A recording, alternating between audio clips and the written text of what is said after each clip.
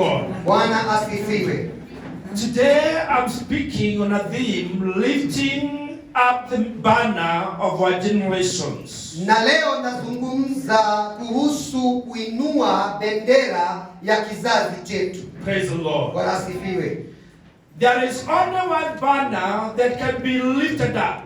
Kuna bendera moja tu ambayo inaweza kuinuliwa. If we are going to succeed, Kama tutaweza kufaulu, if one generations are going to be found many years after what is happening, na kama vizazi vyetu vitaonekana kwa vizazi vijazo licha yale yanayotendeka, then there is a banner that we need to lift up. basi kuna bendera lazima We tuinue. know we are going through challenges, Tunajua tunapitia changamoto, and especially the challenges of the pandemic, na sana sana changamoto za magonjwa haya which no one has an answer or a solution. ambayo hakuna mtu ambaye ako na suluhisho, And so we are only left with one thing, na kwa hivyo tumeachiwa jambo moja tu, to lift our Lord as a banner of our lives. kuinua Bwana wetu kama bendera ya maisha yetu. That is what we are going to do. Hiyo ndiyo tutakayofanya. If you want to live, Kama unataka kuishi, amen. amen. If you want to live, Kama unataka kuishi, lift up the name of the Lord. inua jina lake Bwana. But if you have to die, Na kama wewe unataka you kufa, say even to die is a gain. na kama basi utakufa, useme hata kufa ni faida When you die in the Lord. ukifa katika So Bwana. there is no loss Kwa hivyo hakuna kupoteza for any Christian. kwa Mkristo yeyote. Praise the Lord. Bwana asifiwe. To live is Christ, Kuishi ni Kristo, and to die is a gain. na hata kifo ni baraka When we go to be with Him. ukienda kuishi na yeye. But my prayer for each one of us, Lakini ombi kwa kila mmoja wenu, that including myself, hiyo inanihusisha pia is that we are mimi, going to live ni kwamba utaishi to tell of God's goodness upon our lives. ukayaeleze mazuri ya Mungu katika maisha. Yesterday I was looking at my granddaughter, this Morris Croy, Jana nilikuwa naangalia Croy ambaye ni mjukuu wangu, and every time I look at na her, kila wakati ninapomtazama I tell God, ninaambia Mungu, please tafadhali keep me niweke till when I see her child. mpaka wakati ule nitakapoona mtoto wake. I have a reason to live. Niko na sababu ya kuishi. You have a reason to live. Wewe uko na sababu ya kuishi. And so we are going to lift up our Lord Jesus Christ as our banner. Na kwa hivyo tutainua Yesu wetu kama bendera. Praise the Lord. Bwana And asifiwe. so we must raise the banner of our nation, Na kwa hivyo tunafaa kuinua bendera ya nchi yetu, for our families, kwa familia zetu, for our church, kwa kanisa letu, and for our personal lives. na kwa maisha yetu ya kibinafsi. Exodus chapter 17, Na katika Kutoka 17 verse 15, mstari wa 15 the Bible says, Biblia inasema, and Moses built an altar and named it, the Lord is my banner. Musa akajenga madhabahu akaiita jina lake Yehova Nisi. When you look at chapter 17 of the book of Exodus, Ukiangalia kifungu hicho cha 17 cha kitabu cha Kutoka, the book starts with a journey. That chapter starts with a journey. hicho kifungu kinaanza kwa safari. The children of Israel are in the wilderness, Wana wa Israeli wako jangwani, and the Bible says all the congregation of the people of Israel moved on from the wilderness of sin by stages according to the commandment of the Lord. mkutano wote wa wana wa Israeli ukasafiri kutoka bara ya Sini kwa safari zao kwa kama Bwana alivyowaagiza. And they went and settled in a place called Rephidim. Wakaenda wakatua mahali panaitwa Rafidimu. When they were settled here, Na wakati walipotulia pale, there was something that was disturbing them. kuna kitu kilikuwa kinawasumbua. Just like many of us, we are disturbed by many ritual things. Kama vile wengi wetu tunasumbuliwa na vitu vidogo vidogo. Because with God, nothing is impossible. Kwa sababu kwa Mungu hakuna chochote kisichowezekana. And so ritual things keeps on disturbing us. Na kwa hivyo vitu vidogo vidogo vinaendelea kutusumbua. Sometimes we have no peace because of these ritual things. Wakati mwingi hatuna amani kwa sababu ya vitu hivi vidogo. And so they were disturbed by the fact that they did not have water. Na kwa hivyo walisumbuka kwa sababu hawakuwa na maji. Praise the Lord. Bwana asifiwe. Just water. Maji tu. And these children of Israel forgot one thing. Na hawa wana wa Israeli wakasahau jambo moja. Where they were coming from, Pale ambapo walikotoka, that God was walking with them during the day, ya kwamba Mungu alitembea na wao kwa mchana, and he was walking with them at night, na pia alitembea na wao usiku, that the presence of God was visibly around them, ya kwamba uwepo wa Bwana ulionekana katikati yao. they forgot that they were provided with food, Walisahau kwamba walipewa chakula, manna, bread and meat. ya kwamba walipewa mana ambayo ilikuwa ni mikate na nyama. They forgot all that. Walisahau haya yote. These children of Israel Hawa wana wa Israeli forgot that when they were in danger of being crushed by the Egyptians, that God opened a way for them on the water. Walisahau ya kwamba walipokuwa katika hatari ya kumalizwa na wana wa Misri, Mungu alifungua njia katika bahari. He parted water and they were in between two big, very tall walls of water, and yet the water did not encompass them. Mungu aligawanya maji na wakawa katikati ya kuta mbili za maji, na maji yale hayakurudi kuwapiga. When they were on the other side, they visibly with their own naked eyes saw what God did to the Egyptians' army. Na walipovuka mambo ile, wakaona kwa macho yao binafsi jinsi Mungu alivyowatendea wale wanajeshi wa Misri. When the chariots of the Egyptians were stuck in the mud, wakati wapiganaji wa vita wa Misri walipokuwa wanakwama kwa matope, something happened. Jambo moja lilitendeka. If a body is drowned in water, kama mwili utaweza kuingia kwenye maji, and Dr. Caleb is here, na Daktari Caleb ako hapa, the body does not come on top of the water immediately. Mwili hauenei juu ya maji haraka hivyo. The breath of life in the body must completely go. Lazima pumzi iliyoko ndani ya mwili iweze kutoweka kabisa. The body must get into a certain state that will make it float. Ni lazima mwili ufike kiwango fulani ndiposa iweze kuinuka juu ya maji. But the scriptures are very clear that the Egyptians' bodies float almost immediately. Lakini maandiko yanaonyesha vizuri ya kwamba wale wa Misri miili yao iliweza kuelea juu ya maji wakati ambao ni mfupi mno. So that the Israelites can see with their eyes that these people are literally completely dead. Na ndiposa wana wa Israeli wakashuhudie kwa macho yao ya kwamba hawa watu kabisa wamekufa, hawamo. Praise the Lord. Bwana asifiwe. It takes several days for the body to be removed under the water. Na inachukua siku kadhaa ndiposa mwili uweze kutolewa chini ya maji. And so they were able to see immediately what had happened. Na kwa hivyo waliweza kuona hakika kwa wakati unaofaa kile kilitendeka. And so the Israelites did not see all that and give God the glory, but they started complaining of water. Lakini baada ya wana wa Israeli, baada ya kuona hayo yote, hawakuweza kumpatia Mungu utukufu, lakini walianza malalamishi. And we see Moses asking them, why are you complaining against me? Why do you want to test God? Na tunaona Musa akiwauliza, mbona mnanilalamikia? Mbona mnataka kumjaribu Mungu? Praise the Lord. Bwana asifiwe. Don't we do that most of the times as Christians? Na je, sisi kama Wakristo tunafanya hivyo mara nyingi? You can imagine where God has removed you from. Unaweza kutafakari pale Bwana amekutoa. Where you are today. Pale ulipo leo. And you still want to complain. Na bado unataka kulalamika. You come to the pastor and complain, oh pastor, I don't have this, oh pastor, God has forgotten about me. Another lady told my wife, I feel like I would want to leave salvation. Na unakuja kwa mchungaji na mwambia, mchungaji, mimi sina hiki, naona Mungu amenisahau. Na mmoja akaja kwa mke wangu akamwambia, nasikia kana kwamba nataka kuacha wokovu. If I'm an evangelist, I don't know how to tell you, then you go back. Kama mimi ni mwinjilisti ningekuambia na siurudi. So that you go back and face what you want to face. Na niposa urudi hapo nyuma uone kile ambacho unataka kukutana nacho. Now the second thing that we see in that chapter 17. Jambo la pili ambalo tunaloliona katika kifungu hicho cha 17. After they are given water, because now God tells Moses, with the staff that you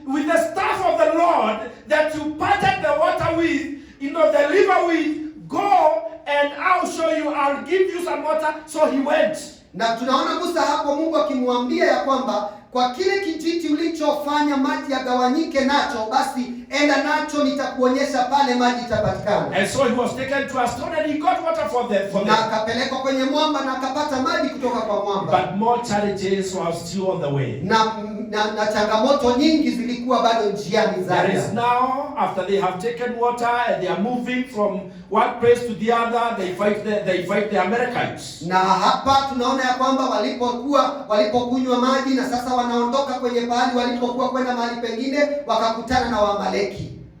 And the battle is fierce. The battle is big. Na vita ikaanza, vita kubwa.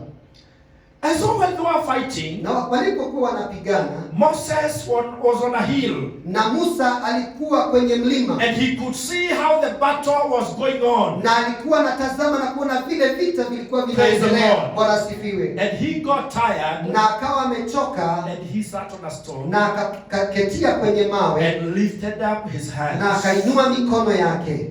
So the more he lifted up his hands, na wakati alipokuwa ameinua mikono yake juu, the more the Israelites won the battle. Basi wana wa Israeli walikuwa wakishinda vita. But Moses was an old man. Lakini Musa alikuwa mzee. Whenever he would get tired, na wakati alipokuwa anachoka, and his hands goes down, na mikono yake kwa upole inarudi chini, the Israelites would be defeated. Basi vita wana wa Israeli wanashindwa vita.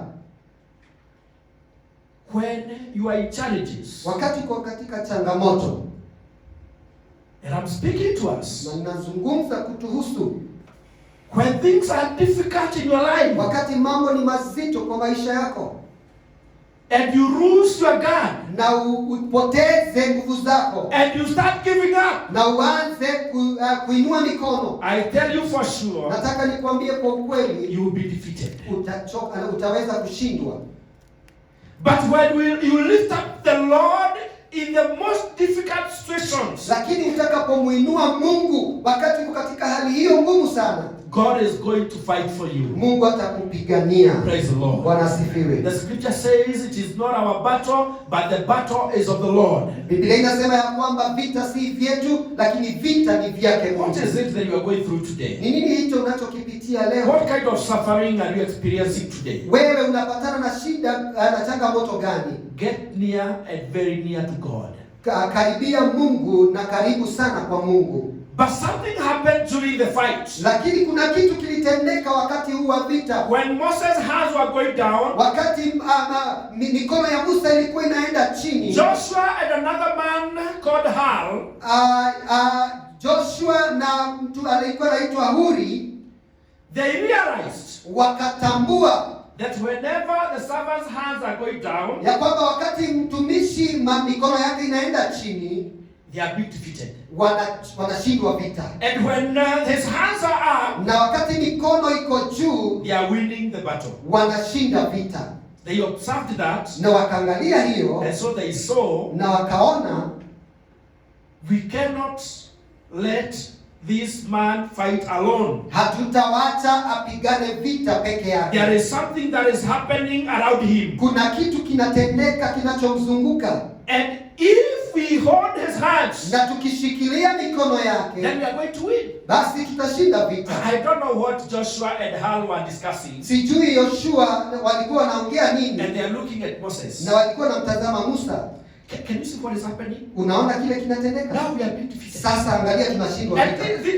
These are commanders. Hawa ni wanajeshi, ni wanajeshi wakuu. Can you see what is happening? Unaona kile kinatendeka? When Moses' hands are going down, wakati Musa mikono yake inaenda chini, we are being defeated. Basi tunashindwa. When his hands are up, wakati mikono iko juu, we are winning the battle. Sisi tunashinda vita. We cannot afford to lose by ourselves. Hatutakubali tushindwe sisi wenyewe. Praise the Lord. Bwana asifiwe. We are going to lift up his hands. Tutaenda kuinua mikono yake. Hallelujah. Hallelujah. And we are going to win na the battle. Tutashinda vita hivi. Bwana asifiwe. Let me show you. Wacha niwaonyeshe.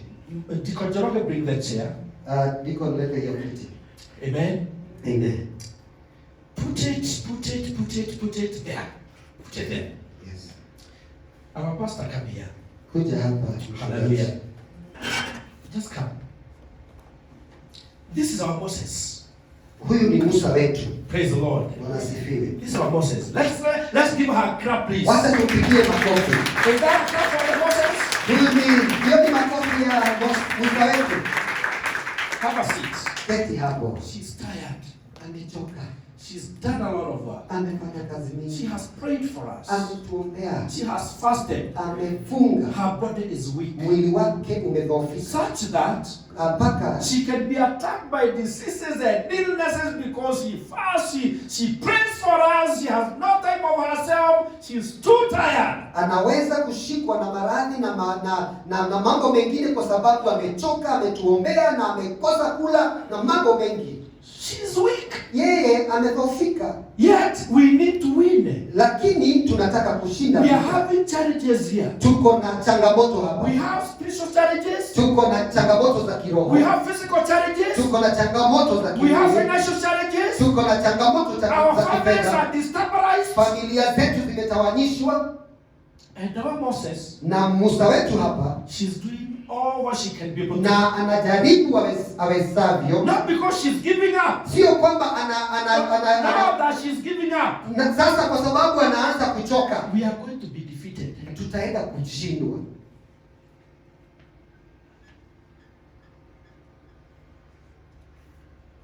When the pastor is alone, wakati mchungaji ako peke yake, when the pastor is down there, wakati mchungaji ako hapo chini, I promise you, nataka nikuahidi, you will not be able to go anywhere. Hautaendelea popote. You are the way your pastor is. Uko vile mchungaji wako alivyo. If your pastor have no food, kama mchungaji hana chakula, if your pastor is sick, kama mchungaji ni mgonjwa, if your pastor is suffering, kama mchungaji anataabika because of your grumbling, kwa sababu ya wewe because of your complaining, kwa sababu ya wewe kushinda there is no this, there is no this, there is no that. Hakuna hii, hakuna kile, hakuna hapa. Did you bring us out of Egypt to come and be finished in the wilderness? Ulitutoa pale Misri uje utumalizie jangwani. Do you want our animals to die of thirst? Unataka wanyama wetu wakufe na kiu? Do you want us to die of thirst? Unataka sisi tufe na kiu?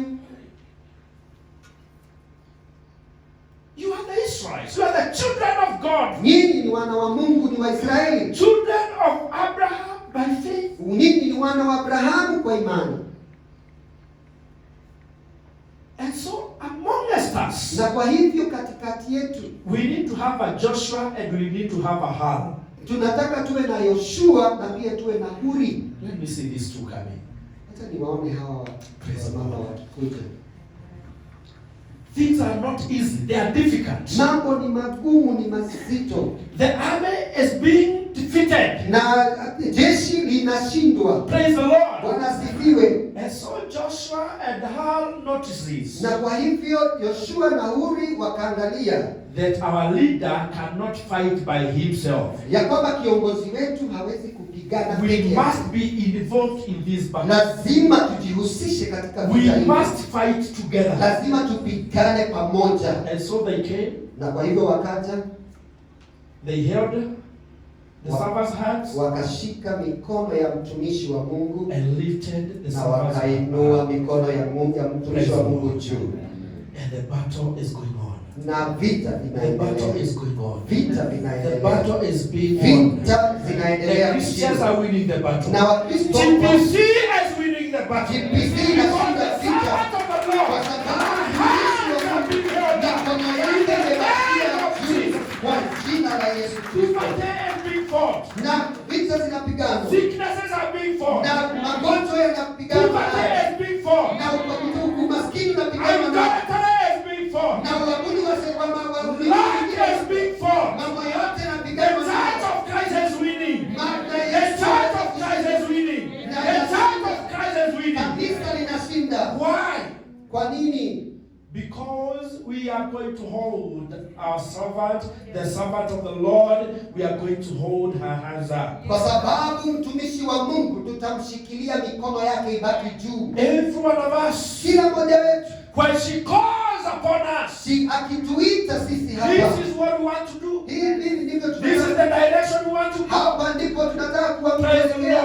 Bwana asifiwe. Today she called us to pray for the nation. Leo alituita tuombee nchi. And we have prayed for the Na nation. tumeombea nchi. She called me the other day. Aliniita siku ile And nyingine. she told me I have this burden Akaniambia niko na mzigo that huu. God has placed in my Ya kwamba heart Mungu ameiweka katika to moyo pray wangu. for this nation with the church. Na kuombea This nation with the church. tuombee nchi hii I'm na going to kanisa. take the flag of the nation Nitaenda kuchukua bendera ya and I'll Kenya. come with it to the church. Nitakuja kanisani nayo.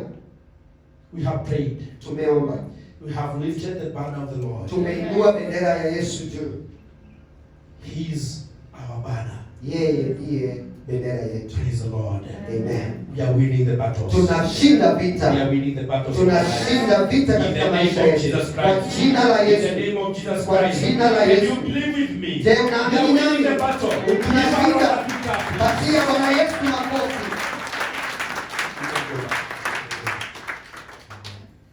After the battle was won, Baada ya vita kushindwa ama kushindanwa, God made a promise to Moses Mungu akafanya ahadi kwa Musa that he is going to, that is I think verse 13 or verse 14, that he is going to remove the Amalekites before their eyes. katika mstari wa 14 nasema ya kwamba ataondoa Amaleki katika macho yake kabisa, And they'll never disturb them anymore. na hata hawatawasumbua tena. Praise the Lord. Bwana asifiwe. Praise the Lord. Bwana asifiwe. When that was done, Na wakati ilipotendeka hivyo, and Moses could not see these enemies, na Musa hangeona adui hawa tena, he erected an altar. akainua madhabahu In verse 15, katika mstari wa 15. and Moses built an altar and called the name of it, the Lord is my banner. Musa akajenga madhabahu akaita jina lake Yehova Nisi. Praise the Lord. Bwana asifiwe. In the whole Bible from Genesis to Revelation, Na kutoka pale mwanzo hadi ufunuo wa Biblia, this is only the first time that Jehovah Nissi is mentioned in the scriptures. hii ndiyo mara ya kwanza ama mstari wa kwanza unaotajwa hili jina Yehova Nisi. Jehovah, our banner, Jehovah Nissi. Yehova Nisi ina maana Mungu ndiye bendera yetu. And Moses built an altar and named it, the Lord is my banner. Musa akajenga madhabahu akaiita jina lake Yehova Nisi. And so looking at the scriptures, we are introduced to the Hebrew name, Jehovah Nissi. Na tukiangalia maandiko tunaona ya kwamba ikielezwa kuhusu Yehova Nisi. In this story of the Israelites, and Moses were wandering in the wilderness, we see that they were being controlled, they were being led by Jehovah Nissi. Na tunaona ya kwamba wakati wana wa Israeli walipokuwa wanatembea jangwani, walikuwa wanaongozwa na kulindwa na bendera ya Mungu. When Israel faced the Amalekites in battle at Rephidim, it wasn't with the overwhelming force, an experienced army, or the best of the commanders. Na walipokuwa wamefika katika uwanja wa vita pale Refidimu, waliweza kukutana na wanajeshi ambao walikuwa tayari wamehitimu katika vita. The Israel did not have a big army. Na wana wa Israeli hawakuwa na wanajeshi They wengi. did not have an experienced army. Hawakuwa na watu ambao wamehitimu They did kwa not have vita. the best of commanders. Hawakuwa na maamri jeshi wakubwa. Praise the Lord. Amen. But they have one commander called Jehovah Nissi. Lakini walikuwa na amri jeshi mmoja ambaye alikuwa anaitwa Yesu Kristo. We know that the tribe of Israel were huntsmen escaping from slavery in Egypt. Na tunajua ya kwamba wana wa Israeli walikuwa ni wachungaji ambao walikuwa wametolewa walipelekwa pale Misri. And they were running away from slavery. Na walikuwa wanatorokea utumwa. And they were going to a promised land. Na walikuwa wanaenda katika nchi ya ahadi. Where they had not seen the promised land for over 400 years. Ambapo walikuwa hawajaona nchi ile kwa takriban miaka 400. They were trespassers traveling through the lands of fierce fighting men. Walikuwa wanapita katika nchi iliyokuwa imejaa makabila ambayo ilikuwa ni ya vita. In Egypt they were not fighters. Na pale katika Misri hakukuwa na vita. They were brick makers. Hawakuwa wapiganaji, lakini walikuwa watengenezaji wa mawe. That is what they were doing. Hapo hivyo ndivyo walikuwa wanafanya. And they traveled with women, with children, and their hands, their animals, and all their possessions. Walisafiri na wake zao na wamama na watoto na wanyama wao na vitu vyao vyote. But they had to fight. Lakini lazima wangepigana. Praise the Lord. Bwana sifiwe. They had to fight. Lazima wangepigana.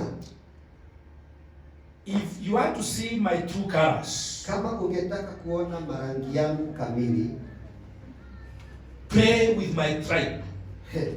Jaribu ucheze na kabila langu. Praise the Lord. Bwana sifiwe. My tribe is my wife. Kabila langu ni mke wangu. Is my sons. Ni vijana wangu. Is my daughters, because now I talk about daughters. I have 3 daughters, a daughter and 2 daughters. Na niko na wasichana watatu sasa, kwa sababu niko na msichana ambaye ako na wajukuu. Touch any one of them. Hebu jaribu kuwaguza mmoja wao. I'll put on a collar. Nitaweka ile kola ya uchungaji. Amen. Amen. And I'll fight you. Nitapigana na wewe. I'll beat you to the ground. Nitakuweka chini.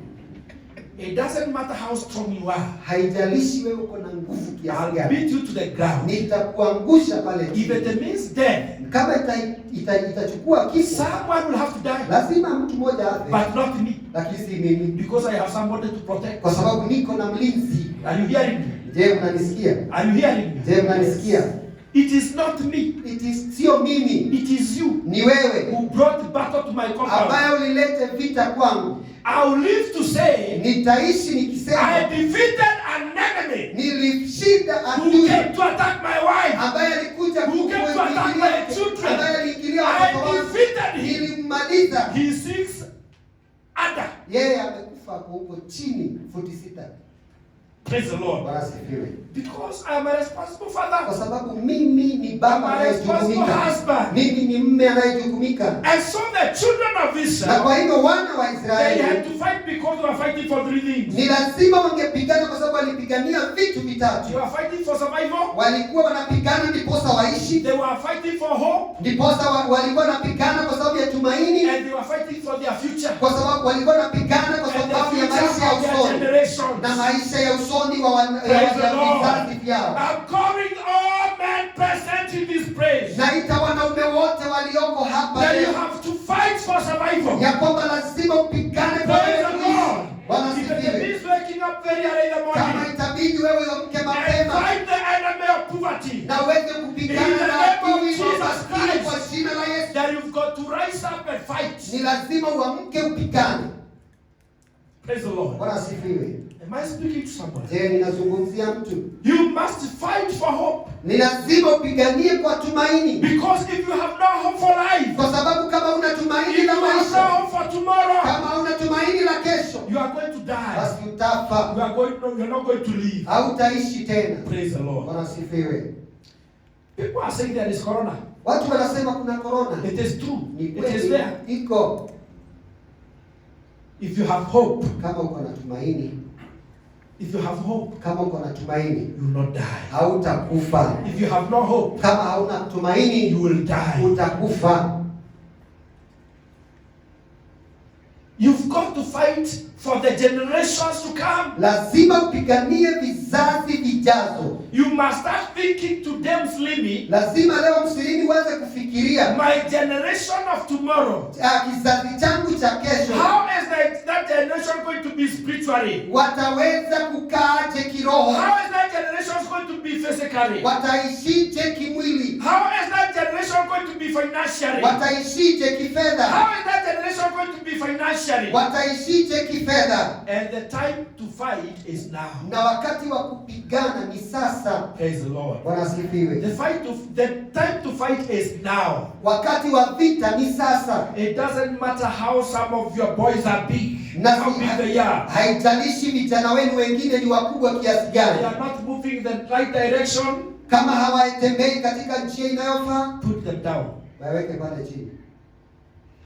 Is beating. Kupiga ni kupiga. Let him place his hand on you. Wacha ajaribu kuinua mkono wako. You give him one to throw him down. Unagonga yeye, unaweka chini. Praise the Lord. Bwana asifiwe. If Dr. Caleb who is in school today Kama Daktari Caleb baba yako shule leo, starts becoming wayward at this age, akianza kwenda hivi akiwa na umri, and his father tells him, Caleb, I don't like the way you are behaving nowadays. Na amwambie Caleb, baba yake amwambie Caleb, sitaki vile. I don't like the friends that you are having. Sitaki marafiki wale ambao mko na wao siku hizi. And he's not hearing. Na yeye hasikii. Brother Gary, you close the door. Brother Gary, ufunge mlango. Amen. Amen.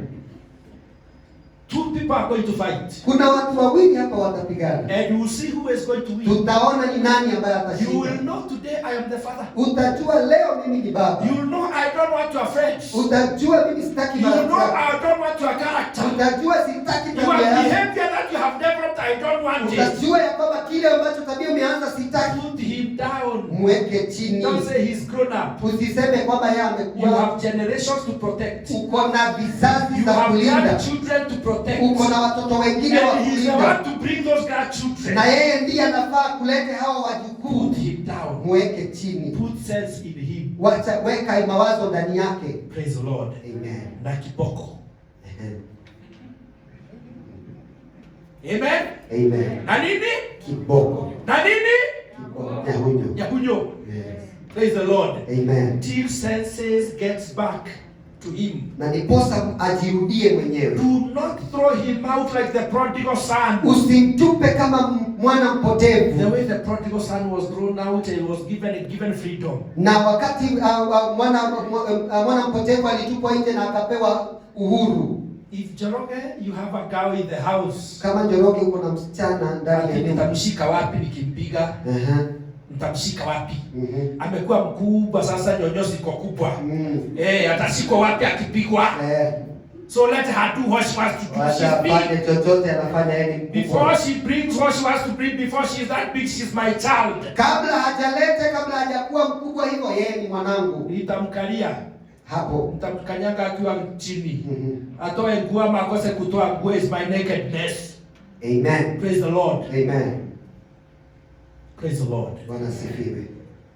The children of Israel had to fight a battle. Na wana wa Israeli lazima wangepigana vita. For survival, for hope, and for their generation. Kwa sababu ya kuishi kwao, kwa sababu ya tumaini lao, na kwa sababu ya vizazi. Do you know why we are defeated most of the time? Unajua ni kwa nini tunashindwa mara nyingi? We give up. Tunachoka We don't want to fight for what we have. Hatutaki kupigana kwa kile tulicho nacho. And so most of the generations are suffering. Na kwa hivyo vizazi vingi vinaumia. Some of you are suffering because your fathers were not bold enough. Na wengi wetu wanaumia kwa sababu baba zenu hawakuwa na ujasiri kamili. If they were bold enough, kama wangekuwa na ujasiri some kamili, of you will not be what you want today. watu wengi hawangekuwa jinsi walivyo. But you keep on blaming your parents. Lakini utaendelea kumshtumu babako. They are not responsible of your life. Wao sio hawajukumiki kwa maisha yako. Your children will be what you want them to be. Watoto wako watakuwa kile unataka wawe. Let them not fight your battles. Wacha wasipigane vita zako. Praise the Lord. Wasifiwe. Fight your battles today. Pigana vita zako leo. The children of Israel, wana wa Israeli, they traveled with something that was greater than the battles, than the Amalekites, than the challenges that they were going through. Walitembea na kitu kilichokuwa kikubwa zaidi ya Wamaleki, zaidi ya vita walizokumbana nazo. They had something different from all other nations of the world. Walikuwa na kitu tofauti kuliko kile kilichokuwa na taifa zingine zote za ulimwengu. They had a pillar of fire. Walikuwa na kizingiti cha moto. They had a cloud of smoke. Walikuwa na wingu la moshi, or the clouds. Ama walikuwa na wingu na mawingu.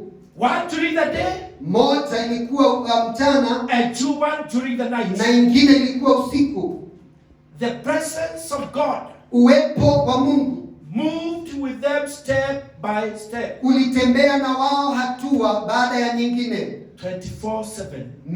Masaa 24 siku 7. God was with them. Mungu alikuwa na wao. Praise the Lord. Bwana sifiwe. 24/7. Masaa 24 siku 7. God was with them. Mungu alikuwa na wao. Let me ask us this afternoon. Wacha tujiulize adhuhuri ya leo. At what point did God leave you? Mungu alikuachia wapi? All, ama at what point did you leave God? Wewe uliachia Mungu wapi? Praise the Lord. Bwana sifiwe. Because God is not like us. Kwa sababu Mungu si kama sisi. He never leaves us at any time. Yeye hatuachi wakati wowote. It is only us who leaves God. Ni sisi tu tunamwacha Mungu. Let me say this. Wacha niseme hivi. Israel did not fight the battles alone. Waisraeli hawakupigana vita peke yao. No matter how inexperienced or overmatched they were never the underdogs. Haijalishi hawakuwa wamehitimu kiaje kuhusu vita, wao hawakurudishwa chini. Praise the Lord. Bwana sifiwe. No matter how desperate they felt, they were never at a loss.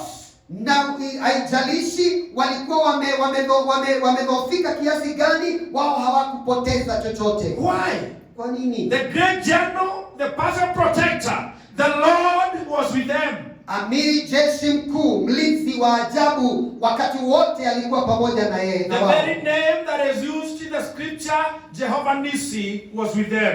Neno na jina ambalo limetumika katika maandiko, Yehova Nisi alikuwa pamoja na wao. The Lord is my banner. Bwana ndiye bendera yangu. And so Moses experienced both physical and spiritual victory with the Lord being his banner. Na kwa hivyo Musa alipata ushindi wa vita za kiroho na za kimwili kwa sababu Bwana alikuwa bendera yake. Do you feel like you are an underdog in your place of work, in your business, in your life, that you are second fiddle? Je, unafikiria ya kwamba wewe uko pale chini ama wewe umedunishwa mahali pako pa kazi na unajisikia kana kwamba wewe sio kitu? Don't we feel most of the time that way? Je, tunahisi hivyo mara nyingi?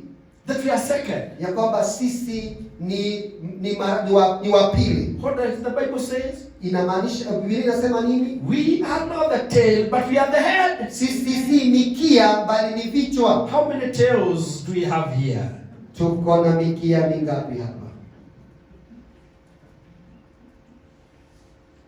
There are times you've got to say enough is enough. Kuna wakati itabidi useme yatosha. I am tired of this situation that I am in. Nimechokeshwa na hali hii niliyo nayo. This is the life that I want to live. Haya ndiyo maisha nataka niishi. A different life from what you have been living before. Maisha tofauti na vile umekuwa ukiishi. There are people I see here and I give glory to the Lord. Kuna watu naona hapa na ninapatia Mungu tu. When I look at Chief Njoroge, nikiangalia Chief Njoroge, a slim man, yule ambaye alikuwa mwembamba, selling resources at the on the road at Kibera. Pale akiuza mashuka pale Kibera. Amen. Amen. That now he's a government officer, chief. Na sasa ni ofisa wa serikali. Well bodied. Ambaye amejenga vyema. Amen. Amen. Yeah, a man to behold. Mwanaume wa kutazama. Amen. Amen. A man you can admire. Mwanaume unaweza tamani. Amen. Amen. Look at Mama Judy, the way she steps. Angalia vile Mama Judy hukanyaga. Amen. Amen. You know, Mama Judy is isn't that way she steps? With confidence. Akiwa na ujasiri. You can feel the earth. Unaweza kusikia ardhi ikiongea. Praise the Lord. Bwana asifiwe. When I look at her and know what the Lord has done, I can say, this is Mama Judy's Jehovah Nissi. Na nikiangalia jinsi alivyo na nijue vile alivyokuwa, naweza sema huyu ni Jehovah Nissi wa Mama Judy. Praise the Lord. Bwana asifiwe. You want me to go on and mention someone? No. Nataka niende nitaje mtu. I'm just saying an example. Ninapeana tu mifano. Look at Jao here. Angalia Jao hapa. Praise the Lord. Bwana asifiwe. Amen. Amen. Thin and weekend. How can I measure myself? How can I describe myself? Mimi nilikuwa mwembamba hivi. Naweza jieleza. Living in Kabati. Nikiishi pale Kabati. Praise the Lord. Bwana asifiwe. With my thank you so much. Thank you, Liz. Thank you so much for accepting to be married by me. Asante sana Liz kwa kukubali kuolewa na mimi. Praise the Lord. Amen. Hallelujah. Hallelujah. You know, today she can say, I'm the wife of the bishop. Leo anaweza sema mimi ni mke wa askofu. Praise the Lord. Bwana asifiwe. It was not easy. Haikuwa rahisi vile. Brother Garrett gave us his story. Na Gare anaweza he gave us his story. Alitupatia hadithi yake. And here he is. Na sasa mwangalie Jehovah Nisi. Yehova Nisi. A time must come when you say enough is enough. I'm going to fight for survival. I'm going to fight for hope. I'm going to fight for my generation. I'm going to lift the Lord as my banner irrespective of what I'm going through. Lazima ifike wakati useme yatosha. Nitaenda kupigania kuishi kwangu, nitapigania tumaini langu, nitapigania vizazi vyangu na niweze kumuinua Mungu kama bendera yangu ya maisha. The Lord was with Israel in battle as he is with us today. Mungu alikuwa na wana wa Israeli kwenye vita kama jinsi alivyo nasi siku ya leo. As the armies line up to do battle, kama wanajeshi wanavyojipanga kuingia vitani, the men of Vishal under the command of an appointed general named Joshua could have looked up to a nearby peak and see the figures of Moses and Aaron and Hur. Na kama wana wa Israeli walipokuwa wanajipanga kwenye vita, waliweza kuangalia wakiongozwa na wanajeshi wakuu Yoshua, wakiangalia Musa wakiwa na Haroni na Hur wakiwa pale juu. Because these three were standing there overlooking the battlefield. Kwa sababu walikuwa pale juu wakiangalia uwanja wa vita. When I look at that, wakati napotazama haya, I imagine of our pastor Esther, ninaangalia na kutafakari mchungaji wetu Esther and her husband Deacon Gary, na mume wake Deacon Gary, with Reverend Torome, na kasisi Torome, with the pastor Ngayo, na pastor Ngayo, standing at the mountain top, wakisimama pale kwenye mlima, looking down, wakitazamia pale chini. Praise the Lord. Bwana asifiwe. And the battlefield, na katika uwanja wa vita, and see what the devil is trying to do, na kujaribu kuona kile shetani anajaribu kufanya. And they start strategizing, na wanaanza kuweka mikakati on how to overcome the enemy, kama jinsi watakavyomshinda adui. And so when the first battle cry sounded, na wakati sauti ya vita ilipopigwa, and the foes were engaged, na nguvu zikakutana, none of the combatants had time to look. Na hakukuwa na mtu yeyote wa vita alikuwa na kitu kingine cha kutazama. But Moses, lakini Musa, the middle of the three figures, yule ambaye alikuwa katikati ya watu watatu, standing between Hur and Aaron, akiwa ameketi amesimama katikati ya Haroni na Huri, raised his hands over the battle, akainua mikono yake kuelekeza vitani. And when he did, na wakati alipofanya hivyo, Israel began to take the upper hand. Israeli wakaanza kushinda vita. Praise the Lord. Bwana asifiwe.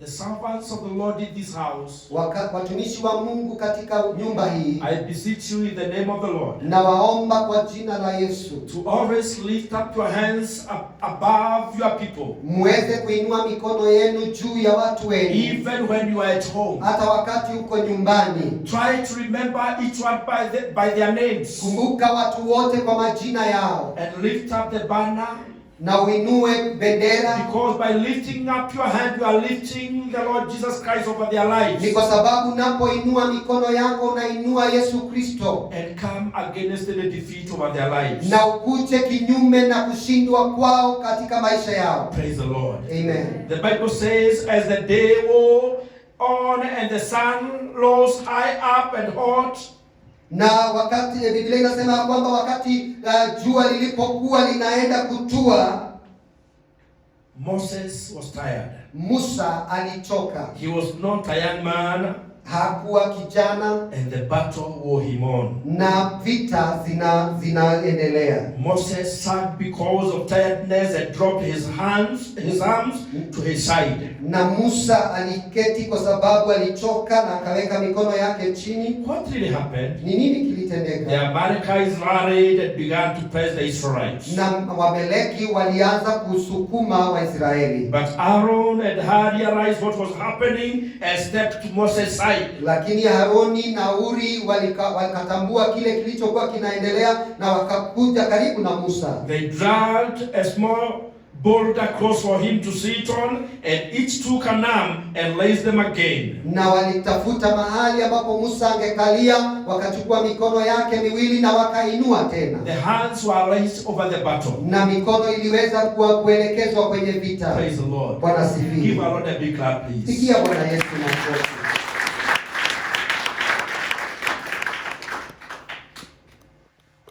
Moses at this point was not alone. Musa wakati huu hakuwa peke yake.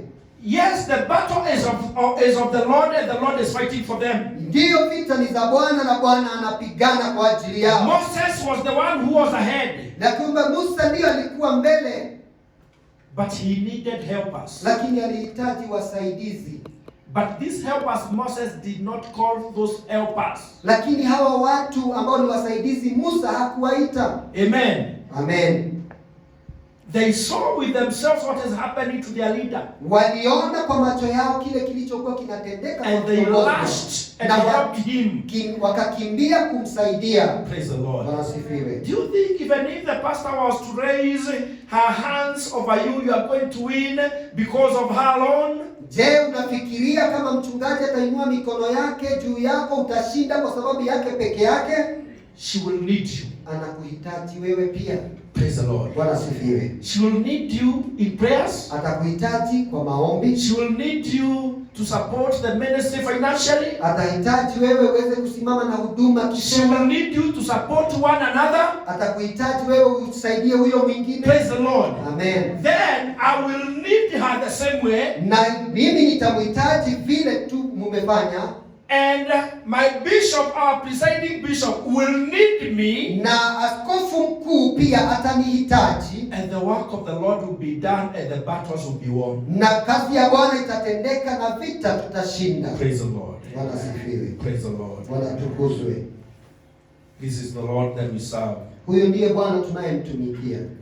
And so as they lifted Moses' hand, the Israelite fighters rallied. Joshua found new battlefield, and as they did this, the Israelites were overcoming. They got new strength, and the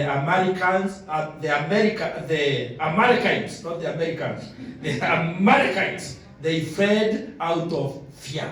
Basi Musa alipoendelea kufanya hivi, Yoshua pamoja na jeshi lake wakaendelea kushinda na Waamaleki wakatoweka. We need to know that no single person can win the battles of this life alone. Na tunafaa tujue ya kwamba hakuna mtu binafsi peke yake anaweza kushinda vita. We need one another physically. Tunahitaji mmoja kwa yule mwingine. We need each other financially. Tunahitaji huyo mwingine kifedha. We need each other emotionally. Tunahitaji mwingine kijinsia. We need to stand with one another. Tunahitaji kusimama na mwingine. We need someone to hold your hand. Ndio nataka kunahitaji mtu akushikilie mkono. May that be a family member. Awe mtu wa familia, an employer, awe ni mwajiri, a customer, ama awe ni customer, your pastor, wewe awe ni mchungaji, and so on. Na kuendelea. You need someone in your life to lift you. Unahitaji mtu katika maisha yako akuinue. When that person lifts you, wakati huyo mtu atakuinua, he lifts you to the Lord. Anakuinua kwa Bwana. But you also need to be one person who will be lifting others to the Lord. Lakini pia wewe unahitaji kuwa ndiye mtu wa kuinua wengine by kwa Bwana. Giving your support to them. Kwa kuwapatia kusimama na wao. When we look at the Israelites, tukiangalia Waisraeli, God saw the nation that he conquered on their behalf. Bwana akaona taifa ambalo aliweza kushinda kwa niaba yao. He is Jehovah Nissi. Yeye ni Yehova Nisi. Praise the Lord. Bwana asifiwe. I can go on and on and on. Ninaweza kuendelea na kuendelea. I want to get to that point. Nataka niingie katika hiyo kifungu. But I want you to say behind me. Nataka useme nyuma yangu. Or you repeat after me. Urudie nyuma yangu. Say, my God and my Father. My God and my Father. You are Jehovah Nissi. You are Jehovah Nissi. Wewe ni bendera yangu. Wewe ni bendera yangu. Through every situation. Through every situation. Through every challenge. Through every challenge. Whenever I go through the valleys. Whenever I go through the valleys. When I find myself in the mountains. When I come to an end of myself. You are Jehovah Nissi. Wewe ni bendera yangu. I lift up my family, my husband to you, my wife to you, my children to you, my grandchildren to you. I lay them to you, God. You are Jehovah Nisi. Wewe ni bendera yangu. Father, in Jesus' name, Baba, kwa jina la Yesu, I call upon your name ninakuita jina lako because of these precious kwa ones. sababu ya hawa I watu commit them to you. ninawapeana kwako. You are Jehovah Nisi Wewe ni Jehova of Nisi our lives. juu ya maisha We yetu. pray believing Naomba tukiamini and trusting na in tukiamini the name of the Father, kwa jina la in Baba, the name of the Lord, of the Son, kwa jina la Mwana, in the name of the Holy Spirit. kwa jina la Roho We Mtakatifu. pray believe. Naomba na kuamini. Amen. Amen. You are Jehovah Nisi. Wewe ni Jehova Nisi. Amen. Amen.